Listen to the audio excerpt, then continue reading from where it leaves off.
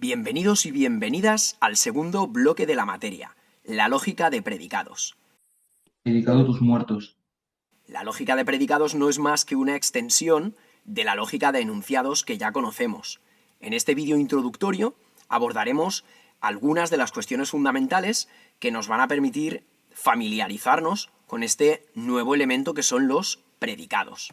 Lo primero que podríamos preguntarnos es ¿para qué diantres van a servir los predicados? Bueno, imaginad un razonamiento la mar de sencillo. Por ejemplo, sabiendo que el queso es bueno, que el cheddar es queso y que el cheddar, por tanto, es bueno, intentad formalizarlo, intentad deducirlo mediante la lógica de enunciados. Veréis que a partir de las sentencias B y C no se puede llegar ni mediante la deducción natural, ni mediante el método de resolución, ni ninguna otra herramienta que nos ofrezca la lógica de enunciados, no se puede demostrar la conexión entre estas tres sentencias.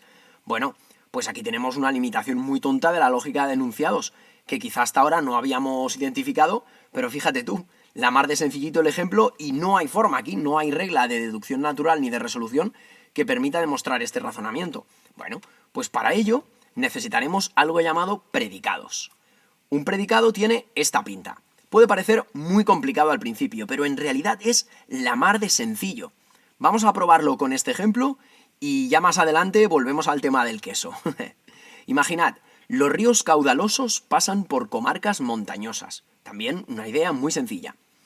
Mediante estas estructuras, que son los predicados, en este caso tenemos pues, el símbolo de predicado, que es una letra mayúscula, y un parámetro X que serán pues como variables a las que se aplican estos predicados, podemos asignar que aquel elemento X al que se le aplica el predicado R de X devenga un río, se convierta en un río. Tenemos un elemento amorfo genérico X al cual se le aplica la propiedad de ser un río. En el momento en el que se aplica R de X a X, pues X ya se convierte en un río. Si además le aplicas Q de X, pues es un río y es caudaloso. Y lo que nos está diciendo este enunciado es que, este predicado es que los ríos caudalosos pasan por comarcas montañosas. Es decir, que ser un río caudaloso es suficiente, es condición suficiente para transitar por comarcas montañosas. Bueno, pues igual que hemos convertido un elemento X genérico en un río y le hemos dado las propiedades, pues de ser río y de ser caudaloso, podemos darle a un elemento Y la propiedad de ser una comarca y la propiedad de ser montañosa.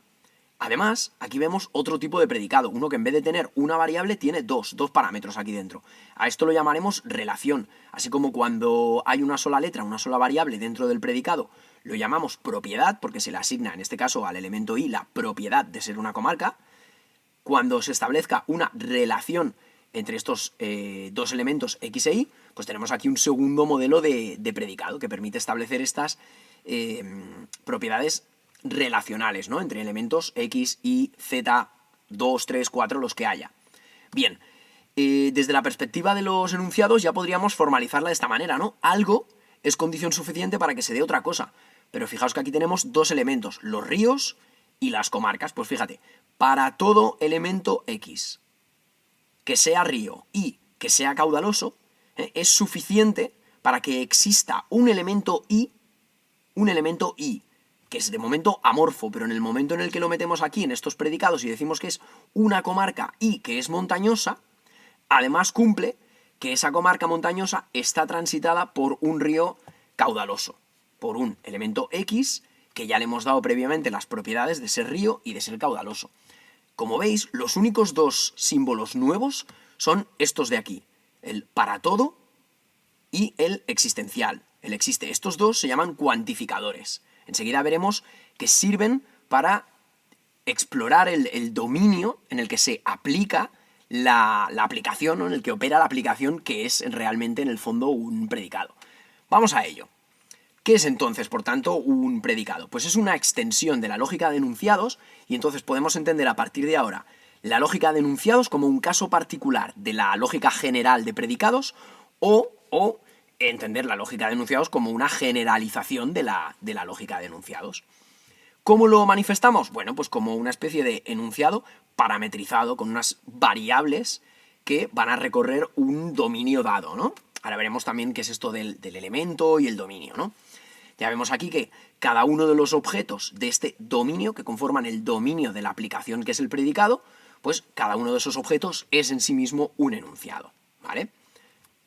Vamos a ver ahora de qué se compone, cómo se construyen los predicados. Pues tendremos las conectivas tradicionales que ya conocemos, de conjunción, disyunción, implicación y negación, misma prioridad, mismas propiedades, etc. Y esto es lo nuevo, los cuantificadores, ¿vale? Se llama cuantificador universal a este primer símbolo, que significa para todo, es el símbolo matemático de para todo. Y veremos que tanto el universal como el existencial, que significa pues que existe, que alguno de los objetos del dominio cumple cierta propiedad o cierta relación, veremos que son como abreviadores masivos de propiedades de conjunción y disyunción respectivamente en todo el dominio. Esto que ahora puede resultar un poquito abstracto, veréis enseguida que es súper intuitivo y muy mecánico. Vale, ¿qué más? Los predicados se denotan por una letra mayúscula que empieza por P, Q, R y a partir de ahí, ¿no? Y entonces, dentro de los predicados tendremos los términos, ¿vale? Lo que va dentro de los paréntesis son los términos, y estos términos pueden ser de dos tipos. Pueden ser constantes, que son objetos concretos del dominio en el que opera el predicado, que por algún motivo son distintos, o nos interesa destacarlos. Y, por último lugar, las variables que son designaciones genéricas de todo el dominio en el que opera el predicado. Ya vemos entonces cómo representarlos, con una letra mayúscula que empieza en la P. Luego unos paréntesis que son los que alojan los parámetros de la aplicación de este predicado, ¿no? Y puede haber pues un parámetro, puede haber dos, puede haber tres, ya veremos. ¿Qué son en el fondo las variables? Pues es una representación del dominio en el que opera esta aplicación, entendiendo aplicación como el predicado, ¿no? Si tú tienes un dominio de elementos a los cuales les puedes conceder la propiedad de ser queso, por ejemplo, pues le aplicas la Q de X, por ejemplo. Tú asignas que todo elemento al que se le aplique Q de X, todo elemento X al que se le aplique Q de X, deviene queso automáticamente. Ya no es una entelequia amorfa, sino que se convierte en queso. Bueno, esta cosa muy tonta del queso creo que ayuda, por ejemplo, para distinguirlo de las constantes, ¿no? ¿Qué sería una constante? Pues un tipo de queso concreto, por ejemplo, un objeto de ese repertorio que constituye el dominio de aplicación. Entonces, habiendo visto cómo se representan y cómo escribimos los parámetros que viven, ¿no?, que habitan en o sobre los que opera este predicado, podemos empezar a operar con ellos. Vamos a ver. ¿Cómo? La primera operación que tenemos en el ámbito de los predicados es la asignación de constantes a variables dentro del dominio que constituirían el mundo de los quesos. Pues tú tienes pues el queso cheddar, el manchego, el fresco, el abarti, la mozzarella, la búfala, etcétera, etcétera, etcétera, ¿no? Y todas sus denominaciones de origen. Entonces, esta es la operación más básica, que es la asignación, y se dice que para un predicado L de X, en el que tenemos esta variable que vive aquí dentro, que es la X, se le asigna, así, con una flecha, de un objeto A destacable, como puede ser descansar, ¿vale? Se le asigna aquí dentro. Entonces decimos que L de A es el equivalente a descansar es un lujo, mientras que L de X en forma genérica diríamos que es X es un lujo. Por tanto, tenemos una sentencia inicial que es un predicado porque es un enunciado parametrizado. Aquí esta sentencia depende de X. Y aquí abajo tendríamos un enunciado. ¿Por qué? Porque está desparametrizado. El conjunto infinito, digamos, de elementos X que pueden vivir aquí dentro para ser un lujo, ha sido cristalizada en una única realidad, que es que descansar es un lujo. Bien, esta es la operación más básica, asignación de constantes a variables. Entonces, como podéis intuir ya, a una variable se puede asignar cualquier constante, pero a una constante pues no se le puede asignar cualquier variable, no se le puede asignar ninguna, porque ya está, digamos, cristalizada ahí. Vale, vamos ahora a explorar los tipos o qué criterio para clasificar los predicados tenemos. Pues básicamente el grado de parametrización que tienen, el número de variables. Cuando tienen 0 variables es que es un enunciado, como veíamos aquí en este ejemplo. Veamos otro. 0 variables, decimos que eso es un enunciado, porque ha perdido todos sus parámetros.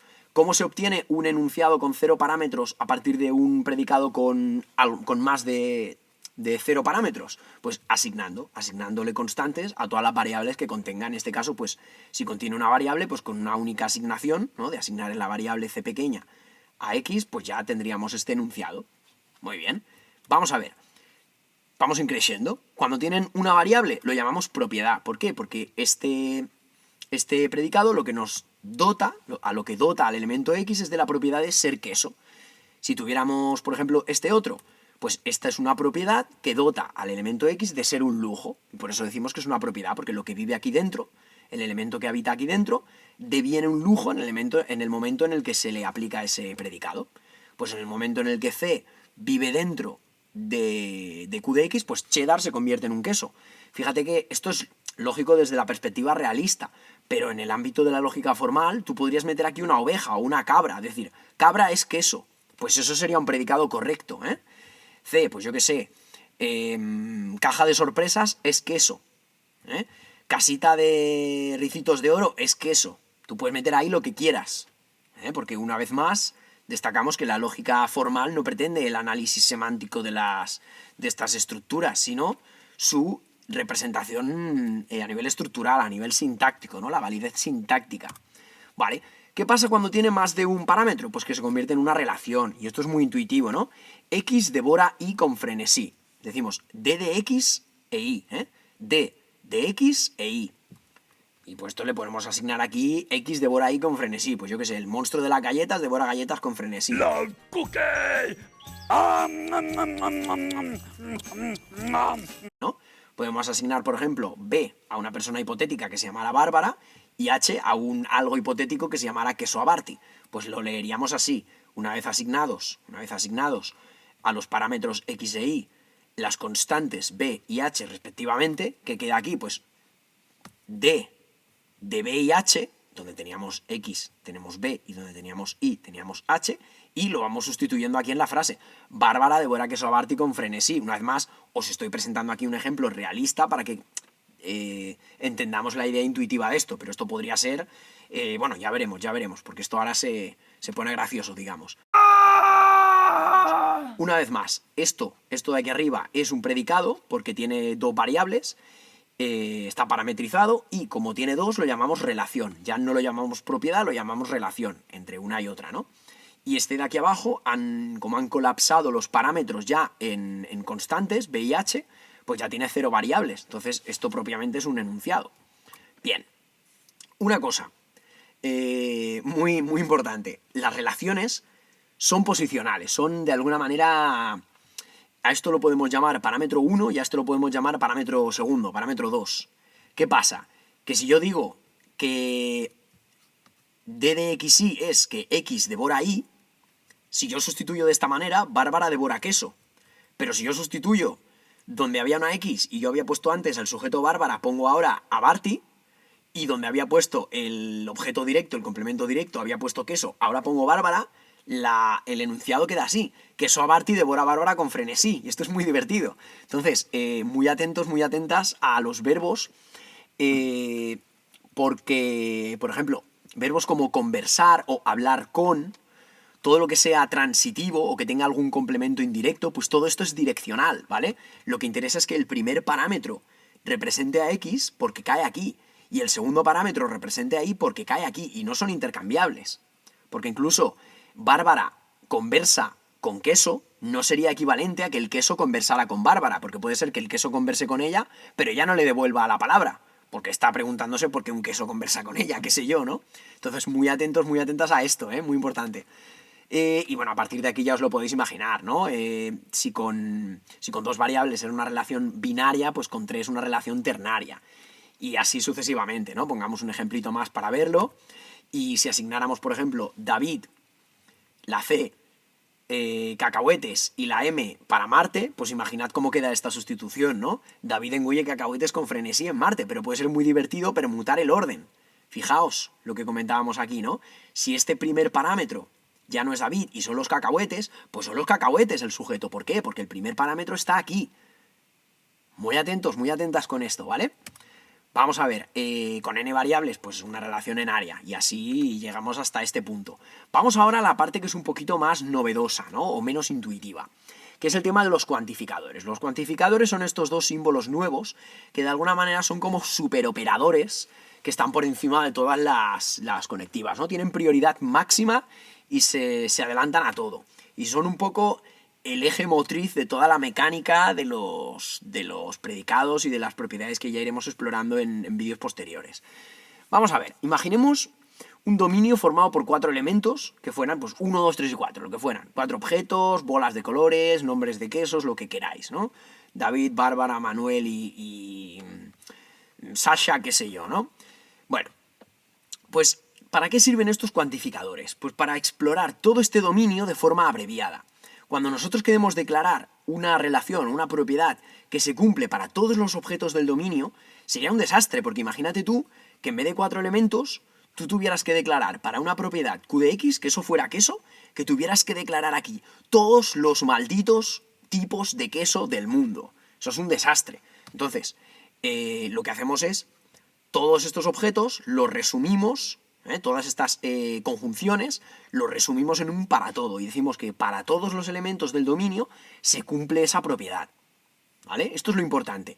El símbolo del universal, el para todo, significa que todos los elementos del dominio cumplen esa propiedad.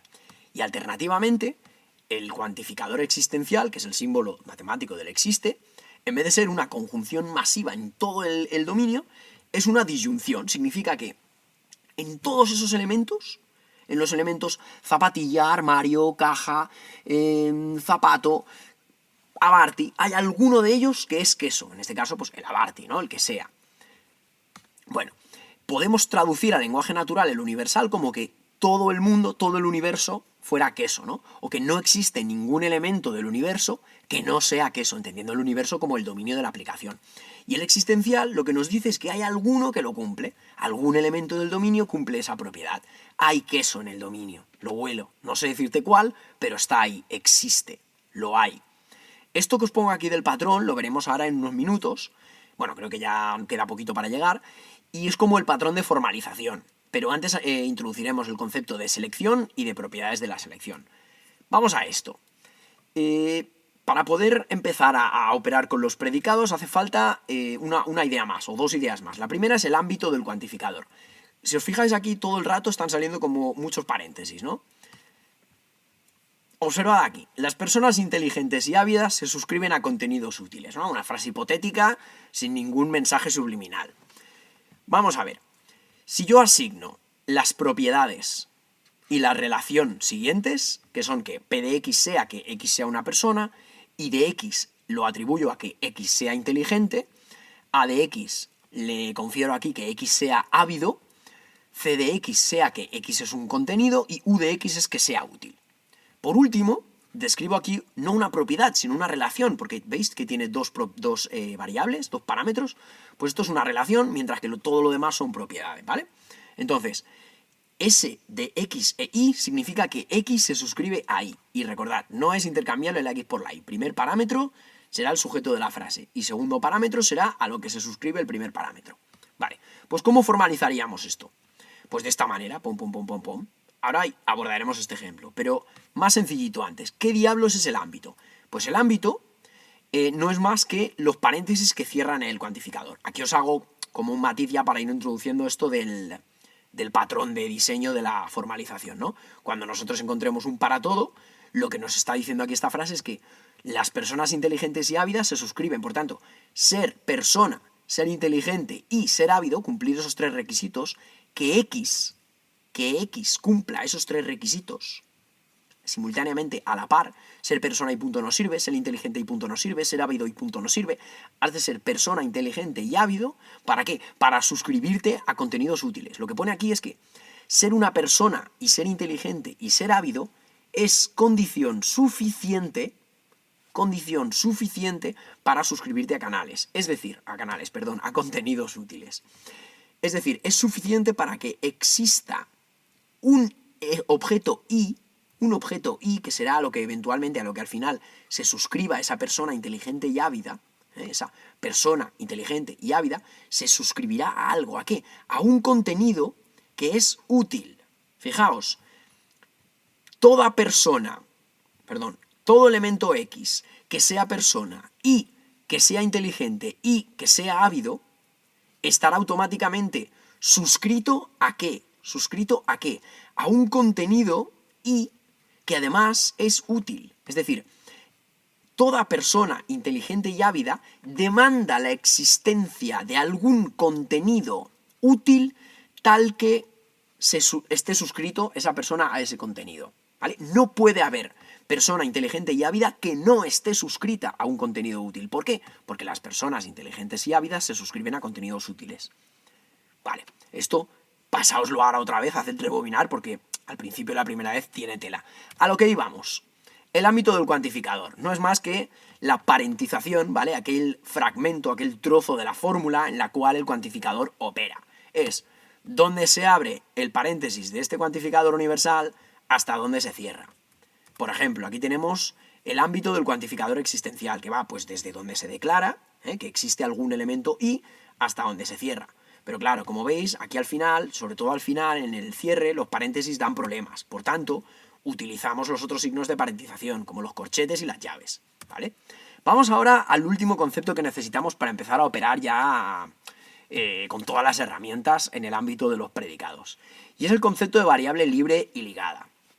Vamos a ver, llamamos variable ligada a toda aquella variable que esté sometida a la acción de algún cuantificador. Si os fijáis, aquí hay un para todo x y aquí dentro hay un x. Pues como este paréntesis pertenece al ámbito, este corchete, al ámbito de este cuantificador universal, todas las x que hay aquí dentro son susceptibles de estar sometidas al efecto de este cuantificador. Por tanto, las llamamos ligadas. Fíjate que esta x de aquí fuera no está sometida al ámbito de este cuantificador. ¿Por qué? Porque está más allá de este paréntesis. Por tanto, queda libre, y eso lo llamaremos libre.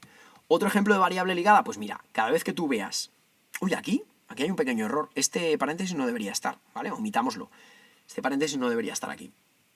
Existe x tal que existe algún elemento x que cumple la relación entre x y z. Por tanto, este x está sometido al existencial. Y, por último, pues esta y de aquí estará sometido a este existencial, pero fijaos que esta x no está sometido a este existencial, porque cada cuantificador, ya sea existencial o universal, solo hay estos dos, no hay trampa ni cartón, ya solo veremos estos dos cuantificadores y no existen más, no está declarada para él, no está declarado para la x, por tanto esta x no está sometida a este existencial, sino que está dentro del ámbito de este universal. Y por último, lo que son las variables libres. Fijaos que aquí no he destacado como libre esta, porque efectivamente está aquí dentro, y esta tampoco es libre, porque está aquí dentro. Pero quiero que veáis que este existencial afecta a esta, repito que estos paréntesis van fuera, y que esta z, como este existencial no está referido a z, pues es libre. Y que esta x de aquí, como no hay ningún cuantificador aquí, y este cierra su ámbito aquí al final, pues esta x también es libre, ¿vale? Entonces, espero que esto sirva para aclarar qué son variables libres y ligadas, ¿vale? Igual grabamos algún vídeo más con algún ejemplo de esto. Por último, ¿cómo sé yo si, vamos a ver, si esta x es una variable libre, pero esta x está ligada? Leches, pues si están usando la misma letra, ¿no son la misma variable? La respuesta es no. ¿Por qué? Porque para que dos parámetros representen la misma variable, la misma realidad conceptual a la que refiere esa letra, han de cumplir dos cosas. Primero, obviamente, pues que tengan el mismo literal. Nadie va a dudar que esta x, nadie la va a confundir con esta z, porque tienen literales diferentes, tienen letras diferentes, ¿no?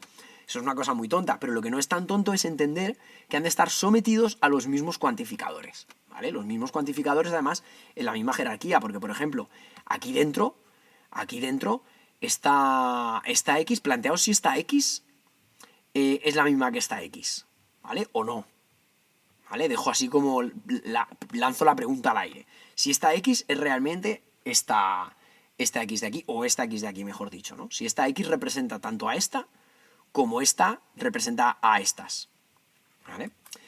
Vale, ahora, ¿cómo podríamos discernir si todas estas x que hay aquí corresponden a la misma realidad? ¿Cómo podemos definir si dos parámetros con el mismo literal, representados por x y x, corresponden a la misma realidad conceptual? Bueno, porque claro, nadie va a dudar que la z no corresponde a la x, porque tienen letras distintas. Pero mucho cuidado con el tema de los cuantificadores, porque nos puede traicionar aquí un resbalón. Veamos, esta x de aquí está dentro del ámbito de este cuantificador, pero fíjate que esta otra x de aquí no está directamente sometida al mismo cuantificador, hay otro cuantificador de por medio, y esta segunda cuantificación que está de por medio, digamos que aísla el efecto, ¿no? Las transformaciones que ocurran a esta x no le van a afectar igual a esta. Entonces está claro, por ejemplo, que este cuantificador universal de x afecta a esta x y a esta x, pero no es intuitivo pensar que no afecta a esta x. ¿Por qué no la afecta? Porque aquí delante, que es donde a mí antes se me había colado el paréntesis, no está afectada inmediatamente, ¿vale? Las transformaciones que ocurran en este cuantificador no operan aquí directamente. Por tanto, ya veremos que hay una jerarquía. Por último, por ejemplo, esta z que hemos dicho que era una variable libre, como es esta variable libre, ¿representan la misma variable realmente? Pues veamos, ¿esta z está cuantificada? ¿Hay aquí algún universal o algún existencial de z? No, por tanto, no está cuantificada, es una variable no ligada, es libre. Y esta es libre también, porque aquí tampoco hay ningún cuantificador, pues esta y esta sí son la misma z, sí representan la misma variable. Mientras que, por ejemplo, esta y, pues no hay duda, esta y está sometida a esta cuantificación, ¿no? Y como no coincide con ninguna otra y, pues no hay dónde confundirla. Pero entonces podemos preguntarnos cuáles no coinciden. Vamos a mirar estas dos x, pues esta x está cuantificada con este universal, pero esta x está cuantificada por este universal y por este existencial, y por eso decimos que no representan la misma variable, ¿ok? Podríamos haber elegido, por tanto, otra letra para representarla. Y estas zetas de aquí, pues ¿son realmente la misma? ¿Son realmente distintas? Pues acabamos de ver que como no están cuantificadas, son libres, y como son libres y tienen el mismo literal, sí que son las mismas, ¿eh? Por tanto, veamos aquí otro ejemplo. Esta x está cuantificada con este cuantificador de aquí, y esta x de aquí está cuantificada con ninguno. Por tanto, esta y estas dos x, son variables distintas, ¿eh? Entonces, destacamos que para que dos parámetros, representen la misma variable, han de cumplir que estén representados por la misma letra y que estén sometidos a la misma secuencia ordenada de cuantificadores, jerárquicamente. Por tanto, ¿cómo podríamos haber reescrito esto para ver claro cuáles son las mismas y cuáles son distintas? Fijaos, esta x no es en efecto esta x. ¿Por qué? Porque la combinación de cuantificadores, hemos dicho, sobre la segunda x es distinta, ¿eh? Sobre esta operaba solo el universal y por tanto la voy a llamar u, que es lo que pasa aquí igualmente, u. Fijaos que este existencial no opera sobre la u porque este existencial solo cuantifica la i, y la i no hay con qué confundirla, por eso la mantengo aquí como i. Y en segundo lugar, esta x de aquí, que hemos llamado t, hemos sustituido esta cuantificación de x por cuantificación de t, aquí, no está sometida a los mismos cuantificadores, ¿vale? Por tanto, vemos que cuando establezcamos un cuantificador dentro de otro, pues tenemos que estar atentos a este rol diferencial, ¿no? de la jerarquía de la secuencia de los cuantificadores, ¿no? Y facilitarnos la vida. Entonces es mucho más útil formalizar un predicado utilizando esta forma que esta otra de aquí. Al final aquí, con la z y la x, pues es un poco caprichoso, podríamos dejarlas, pero mi recomendación, lo más práctico es que las cambiemos. Si son variables distintas, usemos letras distintas y ya está, ¿vale? Por último, abordando ya el tema final de la formalización, hemos dicho que el para todo era como una especie de conjunción masiva, y por tanto, si todos los elementos de la selección, todos los lácteos que yo estoy seleccionando cumplen ciertas propiedades de, ejemplo, fermentación, pues implica que sean quesos, ¿vale? Y esto explica por qué el patrón de formalización de los cuantificadores universales es un conjunto de elementos del dominio, implica una cierta subsección, un subconjunto del dominio que cumple ciertas propiedades, implica cumplir esas propiedades es suficiente para que se cumplan otras, ¿vale? Y con el existencial pasa un poco lo mismo, pero en vez de tenerlos todos seleccionados, pues tengo una parte. Entonces diremos que yo selecciono ciertos elementos que cumplen alguna propiedad. Entonces, vamos a verlo con un ejemplo. Lo que nos tiene que quedar claro es que siempre que formalicemos con un universal, será una implicación la conectiva principal. Y siempre que formalicemos con con un existencial, será una conjunción la conectiva principal. Vamos a verlo. Los buenos amigos comparten tacos ricos. ¿Vale? Taco, esta comida mexicana, ¿no? Vamos a ver. Esto podemos reescribirlo como: basta con ser un buen amigo, basta con ser buenos amigos para compartir tacos ricos. Y como estamos hablando de que basta, es que ser buenos amigos es condición suficiente para compartir tacos ricos. Por lo tanto, basta con ser ese subconjunto del dominio para cumplir la propiedad de compartir tacos ricos. Ser buenos amigos es suficiente para compartir tacos. Entonces, asignamos aquí, pues, genéricamente estos predicados y podríamos escribirlo así. Todo elemento X que sea un buen amigo compartirá tacos ricos. Porque ser un buen amigo es suficiente para compartir tacos ricos. Bueno, aquí he puesto yo queso rico porque estoy obsesionado con el queso, ¿vale? Aquí tacos ricos. Vale, entonces, al antecedente lo llamamos selección y al consecuente lo llamamos propiedades de la selección. Y cuando el cuantificador es universal, es el para todo, la conectiva principal es una implicación. Vamos ahora con el mismo ejemplo, pero con el existencial, ¿vale? Hay buenos amigos que comparten tacos ricos. Esto significa que ser buen amigo no es suficiente para compartir tacos ricos, porque habrá buenos amigos que por lo que sea, pues no les guste compartir tacos ricos. Lo que sí sabemos es que hay algún elemento del dominio que es un buen amigo, tal que le gusta compartir tacos ricos. Hay amigos que además de ser amigos comparten tacos ricos. Fíjate, si B de X es el predicado que dice que X es buen amigo y C de X es el que comparte taco o queso rico, ya estoy aquí delirando con la comida porque tengo mucha hambre, pues yo puedo escribir esto, ¿no? Existen elementos X en la selección, tales que comparten tacos ricos. Entonces, la selección está separada de sus propiedades mediante una conjunción, una conectiva principal de conjunción. Espero que estos dos ejemplos sean ilustrativos y si no, no os preocupéis porque en el siguiente vídeo haremos 30. Sí, 30 ejemplos haremos. Tengo ya aquí impresa la hoja. Vamos a ver, un último ejemplo, que ya habíamos visto antes. Las personas inteligentes y ávidas se suscriben a contenidos útiles. Ya habíamos hecho previamente esta asignación y ahora os desafío, os reto a que lo formalicéis vosotros y vosotras, ¿no? Damos un segundo, yo voy a poner ya la solución aquí en un momento.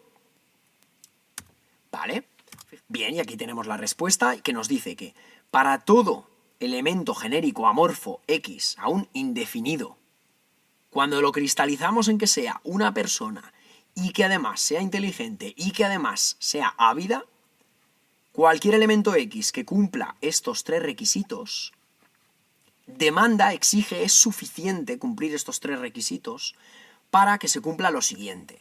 Es que exista algún objeto Y que acabamos de fundar en el momento en el que declaramos esto, fundamos en nuestra realidad que existe un segundo tipo de elementos Y, que no son personas inteligentes y ávidas, sino que son contenidos útiles y con esto lo caracterizamos. Por tanto, lo que hacemos con los cuantificadores de alguna manera es fundar los elementos sucesivos que vamos necesitando para formalizar el predicado.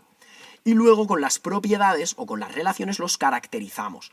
Los caracterizamos con las propiedades y los relacionamos con las relaciones. Fíjate tú, que toda persona inteligente y ávida demanda de un contenido útil tal que cumpla la siguiente relación. Aquí relacionamos la realidad de la persona inteligente y ávida con la realidad del contenido útil. ¿Cómo? Mediante la relación, mediante este último término, que lo que hace es que para cada persona, para toda persona inteligente y ávida, ha de existir un contenido útil tal que esa persona se suscriba, fíjate, de izquierda a derecha, tal que esa persona X se suscriba a ese contenido Y. Por tanto, como la conectiva principal es una implicación porque estamos en el ámbito de un cuantificador universal, separamos la selección de sus propiedades mediante esta implicación. Ok. Y aquí en esta segunda sentencia, como el cuantificador es un existencial, nos servimos de la conectiva conjuntiva para separar la selección, que son los contenidos útiles, de sus propiedades. ¿Sus propiedades cuáles son? Pues que se relacione con la persona X mediante una suscripción, ¿no? Siendo el objeto de suscripción de la persona X. Y esto es todo. Hasta la próxima. Love cookie. Dedicado a tus muertos.